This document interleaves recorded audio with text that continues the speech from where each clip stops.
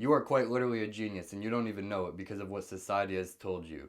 Society has told you that you need to be smart with certain general knowledge tasks. They say you need to be good at algebra or geometry, or you need to know this certain piece of science to be smart. Geniuses are very intellectual in their field. And it's not that they know everything about everything, it's that they know a lot about either one or a couple of things.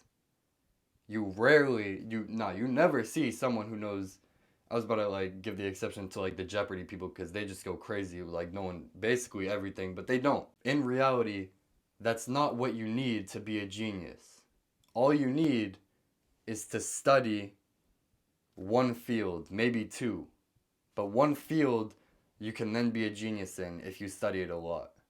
And for you, you may be thinking that you're really not that smart just because you haven't found that thing yet. Take Einstein, for instance. Did he know everything about animals? Did he know everything about computers? No. Well, computers, I don't even know if there was back around then, but you get the point. He was a master in the field, and he was a genius, as I should say, in math and science. Only those two, or a genius in those two. He was probably smart in other things, but he really honed in on these two subjects. So with you, guess what? Just because you aren't smart in a certain subject, just because you aren't naturally gifted, or just because you failed in a couple things with a certain topic, it doesn't mean that that hinders your general knowledge and understanding of the topic that you haven't even discovered yet. Every single person is a genius in at least one thing. For athletes, it could be in their sport. They're a genius with recovery, with athletics, with training. With politicians, they're an expert in politics. With mathematicians, they're a genius in math, right?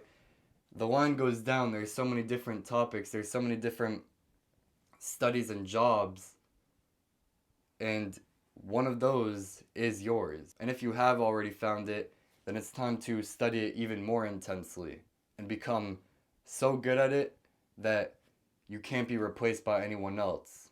And then you are basically forcing society to have to monetize what you do. So if you become so good at this one thing, just one thing, that's all it takes, then you will acquire so many things. Financial freedom, you're going to have freedom to do the things that you love and enjoy in life because you'll have all this free time.